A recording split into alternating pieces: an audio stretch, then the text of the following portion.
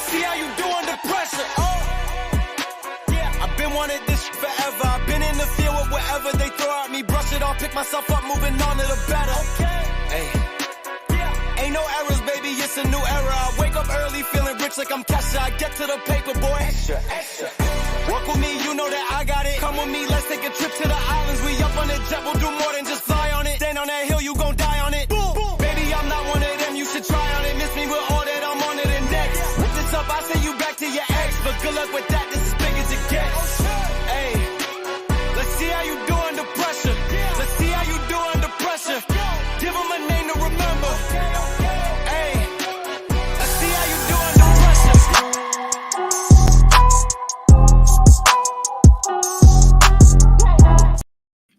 Yo, what's going on, everybody? Welcome into another episode podcast to talk about our favorite team, the Arizona Cardinals. Of course, I'm joined by my good buddy here, Donnie from All Cardinals Podcasts. Bro, how are you doing, and how's life going?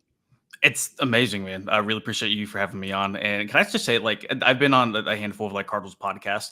That intro's got to be the sickest that I've seen, by the way. So props to you, or props to whoever had that go. And the chat's already popping, so yeah, good vibes all around.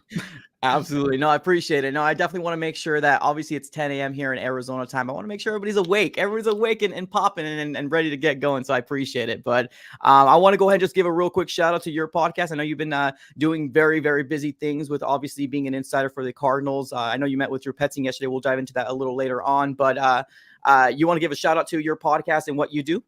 Yeah, just follow us on YouTube or subscribe, whatever the cool kids call it. Just All Cardinals Podcast. And then follow my work at si.com/NFL/Cardinals.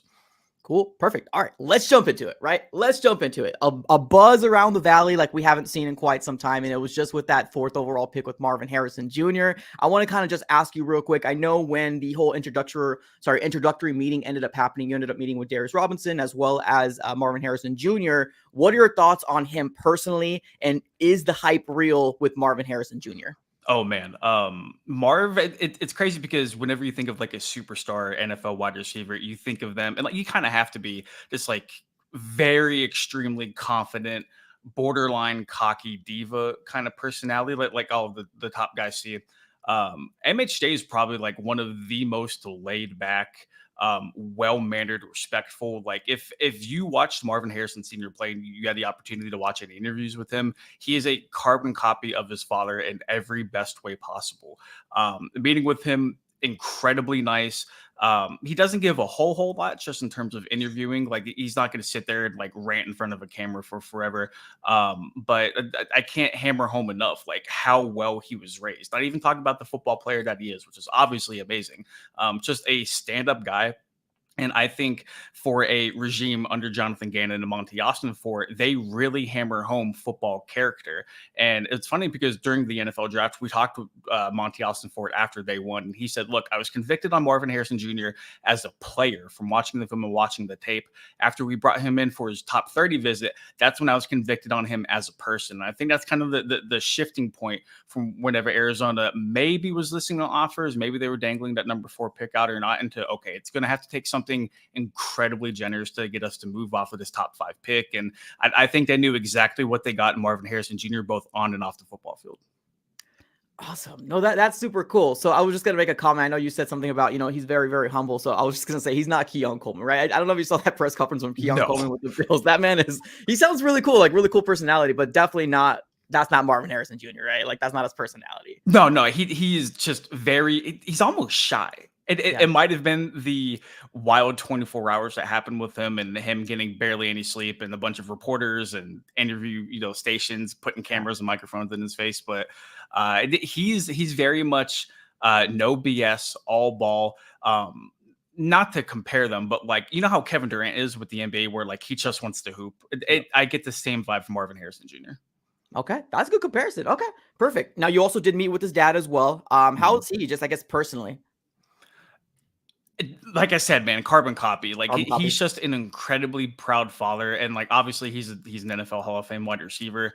And I think that might have been part of the allure for getting Marvin Harrison Jr. here because he knows how to prepare. He knows what it's like to be an NFL wide receiver. But he doesn't seem like a LeVar Ball kind of dude. It really feels like he's gonna just kind of stay out of the way and let his son do his own thing while also being there as a mentor and guidance. And Marv Sr. said, at the end of the day, it's just like he knows what he has to do. And ultimately, it's really cool to see Harrison Jr. on the back of an NFL jersey.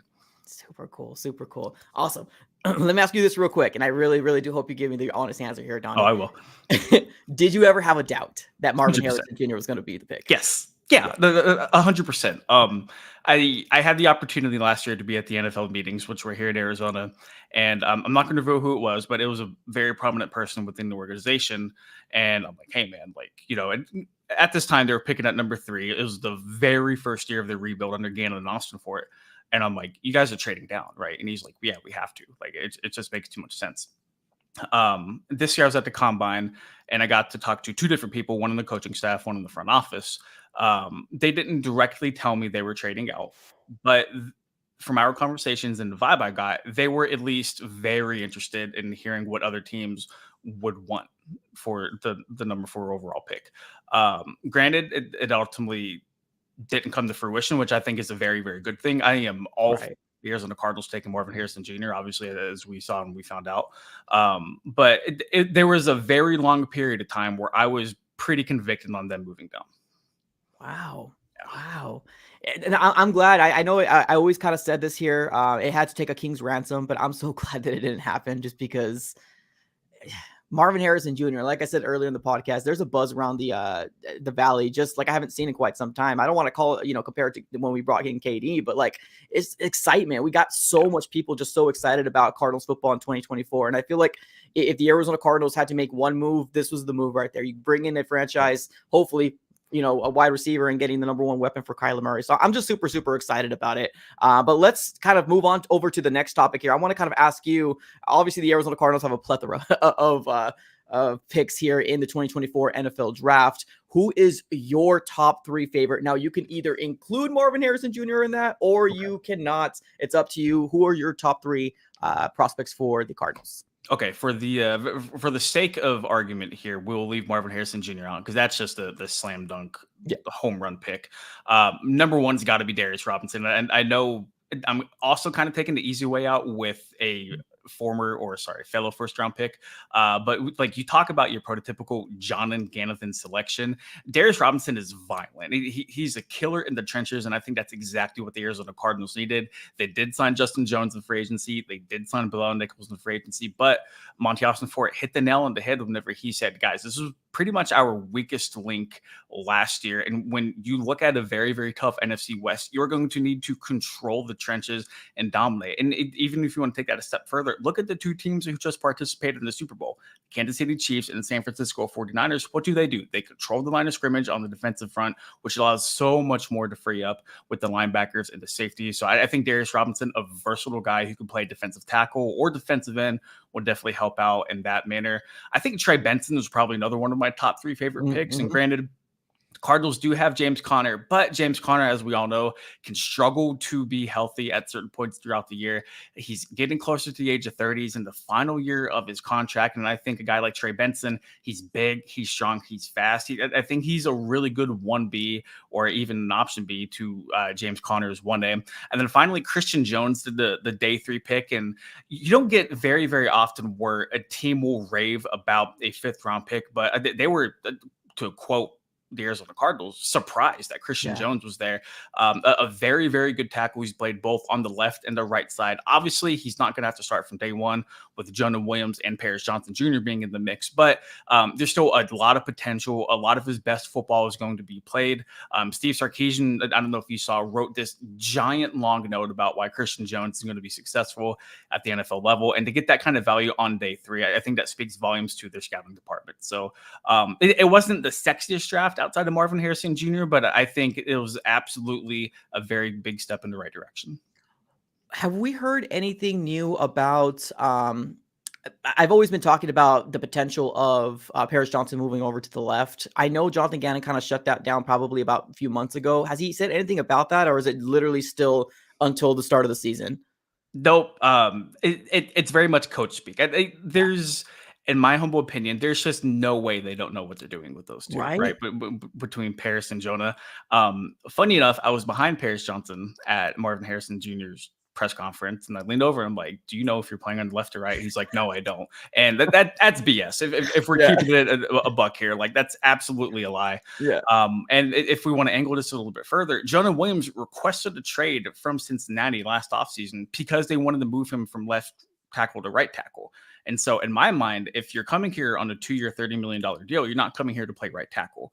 I think, and to add another layer to that, I think, in my opinion, Paris Johnson Jr. functions best as a right tackle. Obviously, he could have played either or, but I think he had a really good year on the right side. I don't think you want to disrupt any of that progress. Jonah Williams wants to play on the left. So for me, that's how I would assemble the puzzle pieces. But ultimately, we won't know until we get to training camp, and I'm sure they might flip-flop those guys around. But they'll tell you they don't know what they're doing yet, and they'll Yeah. tell you they got to wait on the grass, but come on. That's funny. No, it's just kind of an intriguing thing, right? A lot of people don't really like to talk about the offensive line, where I guess it's not sexy to talk about. But honestly, I think it's very, very important to kind of know, to kind of figure that whole thing out. I feel like it would be cool to see him at the left, but I mean, if he stays at right, there's really no. We'll see what happens. It doesn't matter. But one more thing before we move on to the next topic, Marvin Harrison Jr. One of the biggest things out there is he still hasn't signed that NFLPA licensing. Is there anything new about that other than he's going to talk to his team? I don't think so. No, Right. I think right now he's just kind of worried about ball. They have a rookie minicamp coming up on May 10th. It'll be a 3-day stretch before they really kind of get into the next phase of the offseason. We talked to him specifically about the jersey number because everybody in the state of Arizona wants to know what number he's wearing so we can all go and buy those jerseys. He said like it'll just happen over time. He does not seem worried about it. And I think that kind of plays into the whole he just wants to play football kind of mantra. Granted, like it's a number is part of a football player's identity, and I think he recognizes that too. But like that's like got to be, at least whenever we talked to him last week, that's like the furthest thing from his mind. That's what I felt too when I was listening into a lot of those press conferences. It seems like he's just like it is what it is. I mean, it's cool. It's cool to know that we got a guy in here that just really kind of cares about balling out and coming in here and suiting it up. So I'm super excited about it. Let's move on over to Drew Petzing. You ended up meeting with them yesterday. What are some big takeaways that you want to kind of let everybody know on here in terms of what got you pumped up about 2024? Yeah, he's going to have the healthy Kyler Murray to work with all offseason heading into training camp, preseason, regular season. And I think that's incredibly exciting because you look at where Drew Petzing was last offseason. We didn't know when Kyler Murray was going to be fully healthy from the ACL and that meniscus tear. They had not acquired Josh Dobbs yet. And so really in that quarterback room, it was 5th-round rookie Clayton Tune and then Colt McCoy. And so they go in the training camp and it's like, can I cuss on this podcast? Yeah, it's minimal. Yeah. Okay, yeah, okay. We get to training camp and we're like, oh shoot, we don't really have a quarterback, and then they get Dobbs and Kyler Murray comes in the middle of the year. Second year of Drew Petzing's offensive system. First full year of Kyler Murray being healthy, he'll get so many reps. He'll be able to go practice with his weapons like Trey McBride, Marvin Harrison Jr. now, Michael Wilson, Greg Dortch, James Conner. More continuity, more reps, more kind of familiarity with the system. I think that's going to be the biggest thing, and that's why I'm a little bit higher on the Cardinals moving forward into 2024. That, and if you look at their draft, Mike, I mean, one of the best run blocking tight ends and Tip.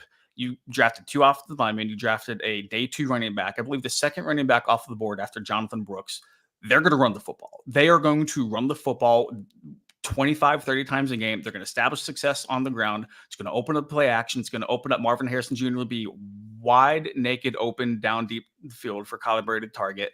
That was my 2 biggest takeaways. Petzing is incredibly excited to, again, smash teams in the face with that running attack, while also at the same time having one of the most talented quarterbacks in the National Football League from a talent, per perspective level. Talking's hard.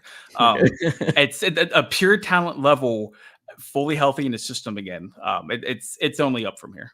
Yeah, no, that's exciting. Honestly, huge takeaways for sure. Actually, do you kind of piqued my interest with the whole quarterback situation. You're right. We are going to have a full healthy Kyler Murray from the start of 2024, which is excitement on its own. But for some reason, like I'm really intrigued with that quarterback too. I don't know why. I really like Clayton Tune. Like I really like Clayton Tune when we ended up drafting him with, I believe it was the 5th round pick last year. But he was showing out on one game and he completely, absolutely got demolished. And we're talking about like history numbers. It was really, really bad. I don't blame it on him fully. But do you think we're going to see a solid quarterback competition in preseason for the QB2 position? Or do you think they're going to be rolling with Desmond Ridder because we traded for him? I do think Desmond Ridder is the front runner right now because I think if Arizona was truly confident in Clayton Tune's ability to be a backup quarterback, if Kyler Murray went down, they wouldn't have made that trade. Granted, like everybody had talked about whenever that trade happened, Rondale Moore was like Calvin Johnson for whatever reason, and everybody thought Arizona got like the bad end of the deal. I personally think Rondale Moore wanted a fresh start anyway, and it just worked out best for both sides. To your point, Clayton Tune got thrown a bone, almost figuratively, against the Cleveland Browns in that one start he had. I think he was doomed to fail from the start in that. There was no reason to expect that rookie 5th round pick to go out there on the road against, at that time, arguably the NFL's best defense, with Myles Garrett chasing him down every other play and say, hey, go win us this football game. So I'm glad he got the experience. I'm glad he got that under his belt. To be honest, Mike, he didn't exactly impress me in preseason play. I still think he had a long way to go just in terms of progressing through his reads and trying to get past the first guy. But the mobility is there, the frame, the athleticism is certainly there. Right. So if you can build from that, coupled with Desmond Ridder's experience, I mean, Ridder's been a starter for multiple years in the National Football League, so I'm sure the Cardinals coveted that. And to lesser extent, all three of those guys in that quarterback room are mobile. Kyler isn't obviously the biggest guy, but they all kind of fit the same mold they're looking for that quarterback in Drew Petzing's system. Gotcha. Okay. So, man, unfortunate. I agree. I think he definitely got thrown into the fire for sure. I was actually pretty excited. I was pretty hyped up Toontown or whatever the heck I was saying back then. But yeah, it's just, at the end of the day, when we saw him, it just was very unfortunate that it was against that defense. It just didn't look so hot. So, okay. Let's move on over to today. Well, you're going to be meeting with the defense coordinator, Nick Rallis, right? Yes, sir. Yep. Awesome. That should be pretty exciting. What are some things to kind of look for? Did you hear anything about the schedule? I heard some rumors about next week. So they're saying May 9th is kind of the targeted return date. I was told at least the first 2 weeks of May, but that's not anything crazy, surprising, or insiderish. Perfect. Man, I'm super excited. Okay, well, let's talk about this real quick. I think there's a lot of hype around the Valley. I want to get your kind of thoughts and your take on the whole situation of, do you think the Arizona Cardinals are going to be competitive? Or, I mean, right, we should at least take a next step. Where do you see the ceiling for the Arizona Cardinals in 2024? Ceiling, I think, would be borderline playoff team. I think if you could go from 4 wins to, like 7 or 8, I think that's a reasonable thing. They honestly should have got the 5 wins if Matt Prater didn't get a phone call saying, "Hey, we got the Marvin Harrison Jr. jerseys already printed. Do not make these kicks under any circumstance." Yeah. They should have had 5 wins last year. They're going to have Kyler healthy for a full 17 game schedule. I think that 7 to 8 win range is kind of the sweet spot for a realistic step from year 1 to year 2. Because awesome, you know what? They were playing with house money last year. Good for them. We got to see them competitive, but they didn't win any games. Now's the time for Gannon and all of his coaching staff to show improvement from year 1 to year 2. Gotcha. Have you ever been told that you look like a young Carson Palmer? No, I saw that in the chat, and I don't know how to feel about that. I'll take the bank account. Absolutely. This is the second or third time I've seen this in the chat. So it's crazy. I'll take it. I'm not mad. I'll take it. Right, one of the best quarterbacks for the Arizona Cardinals. So yeah, I wouldn't be mad at that either. Okay, cool. Who is a wide receiver do you feel like is going to have a big impactful play for the Arizona Cardinals? You can throw Marvin in there. You can throw Mike Wilson in the second year. You can throw Greg Dortch. Who thinks would be the biggest impact in wide receiver? Yeah, there's not too many options, right? Whenever it comes to the biggest impact, I think Greg Dortch is going to eat this year. I really, really do. Dortch, every opportunity given to him has been productive, uber productive. I was kind of banging the table for him to start over Rondale Moore last year. And no offense to Rondale Moore, but Greg Dortch, he just gets open. Dortch gets open almost every single play. I think now with that kind of starting slot receiver role with him, Michael Wilson, I am super high on him heading into year 2. I was high on him as a rookie, and I thought he did some really good things. I Mhm. think when you have Wilson and Marvin Harrison Jr., who teams are probably going to have to key on those two over Dortch. Dortch working in the slot in the middle with how shifty he is and his ability to get open as a route runner. I think Greg Dortch is going to be a prime candidate to surprise a lot of people and maybe burst on the scene next year, to be honest. I agree with you. I was big advocate of Dortch getting the starting nod at slot for quite some time, and I almost kind of feel like the villain in the X/Twitter world, because a lot of people kind of used to be like, "You're crazy," blah blah blah. I just feel like that second round pick was very high valued, and one of the main reasons why he was. I think he's a great person. I have nothing against Rondo Moore personally. I just felt like every time I seen Greg Dortch, man was always had the ball in his hand and he's trying to make a move. It's just it's really crazy. So I'm glad he's finally getting the opportunity. Let me ask you this real quick. I thought that the Cardinals could benefit from getting another wide receiver, maybe in the 3rd round, 4th round, but they ended up waiting till the late parts. What are your thoughts on that? Because I know Jacob Cowing was something the Cardinals met with, Brendan Rice, Jalen McMillan. And every time I was like, oh, this has to be a wide receiver. This has to be a wide receiver. They ended up going something completely different. What are your thoughts on that? Yeah, no, all of us in the media room at the team facility in Tempe were kind of expecting them to double dip at the wide receiver position. Granted, I think Monty at the end of the day wanted to spread the wealth a little bit. It's like there were always going to be like certain spots they just weren't able to fill. Granted, they did finish with 12 draft picks, but like not every hole was going to be like replenished, right? They're pretty high on Tejon Palmer. That day 3 pick from UAB. He's long, he's athletic. I've seen some comparisons to Martavis Bryant. Hopefully that's more on the field than off the field. But I mean, he was on Bruce Feldman's list of college football freaks heading into last year, if that means anything to anybody.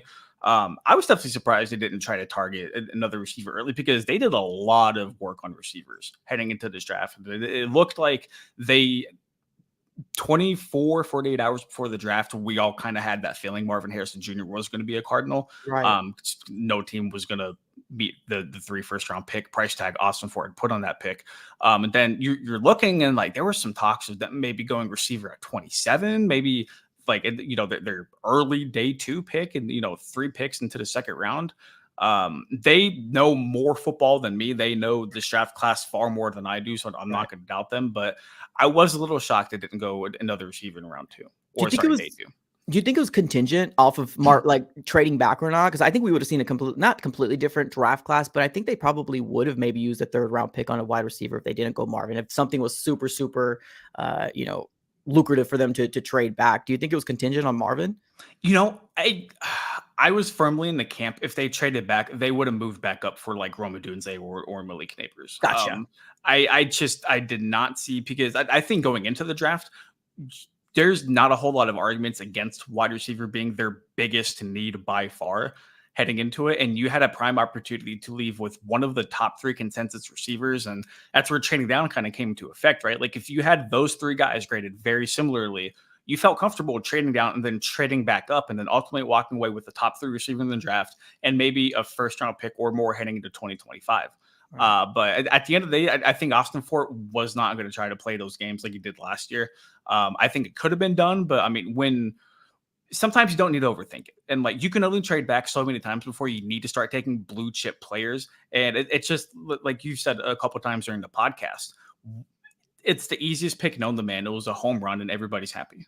Yeah, 100%. Yeah, I feel like that 1st round pick with the 4th overall with Marvin, it almost kind of feels like anything that happened after is just cherry on top of the ice cream. Is kind of what I felt like, is because Marvin Harrison Jr. was the pick. And I know a lot of people that would be bagging on the Cardinals if we didn't go that. So I'm so glad we did it. Like even now, I'm so happy. I'm just waiting for the news that he signed that NFLPA licensing so I can go and get myself a jersey and then just kind of rock it out. I'm super excited about that. Let me ask you this last question and I'll let you go. I know you said ceiling's probably going to be 7-8 wins. The NFC, I still feel like it's pretty weak. Do you think we can be a solid fringe playoff team? Like, do you feel that with what has been constructed with the full year of Kyler, with Marvin Harrison Jr., do you truly think that we can be a fringe playoff team? Because I do. I think we can definitely be 8-9 wins. I said 7-8 like 2 days ago, but somebody convinced me 8-9 is definitely realistic for the Cardinals. Though I absolutely agree with that. I think a lot we need to go right For Arizona, I think you would need to see improvement from a handful of position groups. But if you're basing this conversation only on what they can be, yeah, I think a fringe playoff team is absolutely in question. Awesome. Perfect. Cool. All right, man. I appreciate your time. Thank you so very much. Good luck there. I know you got to meet here with Nick Rallis here, defensive coordinator. So I appreciate your time. Have a great day, brother. Peace. I appreciate you guys. Thank you. No worries. Bye. All right. That was Donnie from All Cardinals podcast. If you do not know what that is, check him out here on YouTube, on X, all social platforms. He will be available on there. A great insider here for the Arizona Cardinals. I did say we're going to be focusing here on the super chats once we're done with the interview. So that's exactly what we're going to be doing right now. So let's go ahead and get to the couple super chats that we got right now. We got Deus in the house with a $2 dono. He says this: Dortch took Rondo Moore's numbers, house and girl.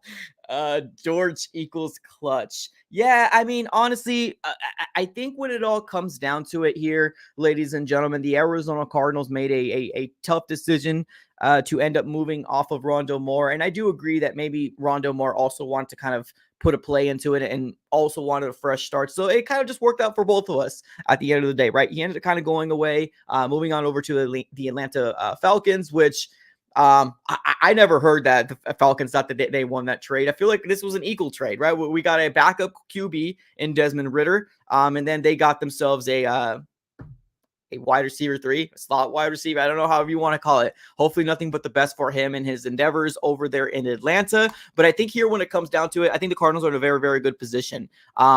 Super, super excited. Let's keep it with the chat here.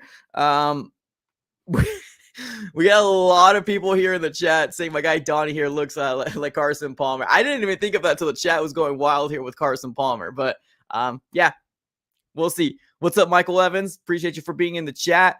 Fishbowl here says Cardinals to win the NFC West plus 1,200. Let's effing go. We made it. We were talking about this on last podcast. I believe it was on Monday that we ended up releasing a kind of a long form content. I believe it was like a 30-minute, 45-minute. Looking at the NFC West, I feel like the Arizona Cardinals absolutely crushed this draft. Like, no doubt. Like, I feel like we had the best draft class amongst everybody. The Rams, which I think the Rams were a close second.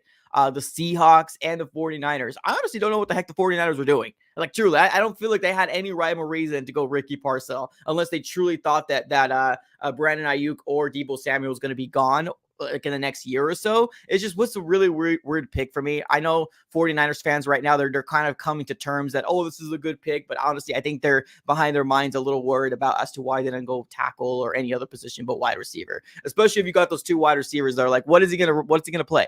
I don't know. I feel like the Cardinals absolutely killed it. NFC West, too good. I mean, the 49ers right now are still the front runners to me. I still think the 49ers are still the front runners, but like with the Seattle Seahawks going through a brand new regime with a brand new head coach, you don't know, right? I don't think Geno Smith looked as good last year as he did the year prior. I just think that Geno Smith doesn't look that great. And as far as the Rams, they lost a big piece in losing Aaron Donald. I think the Cardinals can definitely very well make a noise. I'm not coming out here and saying we're going to win the West, but I think that we can potentially be a fringe type of playoff team, which, you know, it's definitely something that most Cardinal fans will take, especially coming off 2 back-to-back 4-win seasons. I think the Arizona Cardinals will definitely take that over having another 4-win season for sure. Let's get to my other contribution. We got Michael here with the $5 dono. Thank you so very much, Michael. Absolutely appreciate it. He says, big time A for this draft. Yeah, absolutely. 100% agree. I think most people can agree that if you look at the NFC West, the Cardinals absolutely murdered this draft compared to the rest of the people in the NFC West. But I'm glad I'm not the only one thinking. I ended up asking my guy Donnie, Arizona Cardinals insider from All Cardinals podcast. I ended up asking him, was it super kind of head scratching as to why the Arizona Cardinals didn't go after a wide receiver in the middle parts? Because I truly thought the Cardinals were going to double dip a lot earlier than they ended up doing. No, there's no hate on Sean Palmer. I think he's actually a good pickup, and actually listening into what Mel Kiper had to say, he's actually very high on Palmer as well. But I was actually very shocked that the Arizona Cardinals didn't go earlier in a wide receiver like your Jalen McMillan, your Brandon Rice, maybe a little later on, or maybe even a Jacob Cowan going to our division rival. So I was pretty shocked about that, not going to lie. But like I said, at the end of the day, it is what it is. I'm excited about these 12 pickups for the Arizona Cardinals, and we'll exactly see what they do moving forward. So let's continue with the chat. Dude, so happy with this regime. I agree. I think everybody should be happy with this regime, honestly. We've taken strides to become a team that's, you know, and it's so crazy because literally we just added Marvin Harrison Jr. You know what I mean? We literally just added Marvin Harrison Jr. And obviously, well, we added 11 more people, but I'm just saying, like, the Marvin Harrison Jr. pick is literally what makes everybody super, super excited about the 2024 NFL draft. Like, seriously, like we are now talking ourselves up about being potential contenders because of Marvin Harrison Jr. Not contenders for the Super Bowl, but contenders for playoffs. You know what I mean? Fringe playoffs is what we're kind of looking for. That type of team going from a 4-win team back-to-back seasons to a potential 7-8-win team is definitely something that I'm super, super excited about moving forward. So we'll see. We'll see exactly what happens. Deus in the chat says Ritter is just there to keep him occupied. I don't know. I tend to agree with Donnie from All Cardinals, Arizona Cardinals Insider, the fact that he did say that they wouldn't be bringing in Desmond Ritter if they were really, really high on Clayton Tune. I think personally it's going to be a quarterback competition. It is still a competition at the end of the day, or at least I hope it's going to be an open competition with Tune and Ritter, but they wouldn't make that move, right? They wouldn't make that move if they are 100% confident that he's going to be able to win games for the Cardinals. If, unfortunately, if it ever happens, if you know, I don't want to say knock on wood, but if Kyler does end up going down. So I think they made that move for an insurance policy, but we'll see. We'll see what happens. Garrett Williams breakout season. I sure hope so. I was really high on Garrett Williams coming in. He's been riddled with injuries heading into the season of 2023, but I think he actually had a really, really good rookie year. I think he only ended off like with one interception, if I'm not mistaken. But, you know, let's see what he does. Let's see what he does in year 2. Now that we have a better defense, right? We got a better defensive line. We got some cornerback depth. And then we got our veteran safeties back there. Our middle inside linebackers, I love Kazir White, but I think there's still a lot of unknown with that weak side. There's still a lot of unknown with that weak side to me. I do like Mac Wilson Sr. It's just I'm curious to figure out how the Cardinals are going to use him. He could be used as that, but I know he was used as a kind of a do-it-all type of guy in the Patriots last year. But we'll see. We'll see. We got A+ on this draft. Love to hear it. Love to hear it. Does Keitrell Clark start with the new cornerback pickups? That's tough. That's a tough question. Honestly, I think the only one right now that has a spot that's solidified is Sean Murphy-Bunting. I truly feel like he's the only one right now that has a spot that's solidified. I think Garrett Williams will probably be moved to the slot. And then Max Melton on the outside. If you're going to ask for my prediction right now, and right now we're sitting on what? May 1st, right? We're sitting on May 1st right now. We're sitting on May 1st. So if you're asking for my prediction right now, I think it's going to be Sean Murphy-Bunting, Max Melton on the outside, and then we're going to have Garrett Williams in the slot. It's how I think it's going to happen. But I think Keitrell is going to be very, very used maybe for, you know, different packages, right? We could have different packages out on the field to have more cornerbacks. I think he's going to get some playing time. I just don't think it's going to be a big, big workload for Keitrell Clark. But that man is bulking up. That man's bulking up, but we'll see. We'll see what happens. Keitrell is the odd man out. I agree. Unfortunately, well, we got a lot of cornerback help. Whether it's going to be Max Melton, Elijah Jones with the length, and then that late round and Jaden Davis. And then we all seem to forget that Starling Thomas V, as well as another guy that kind of got a lot of reps at the tail end of the season that looked pretty decent. I'm not going to say good or great. I think he looked pretty decent for the Cardinals. Let's see here. I'm really high on Keitrell. Hopefully he can start all year. We'll see.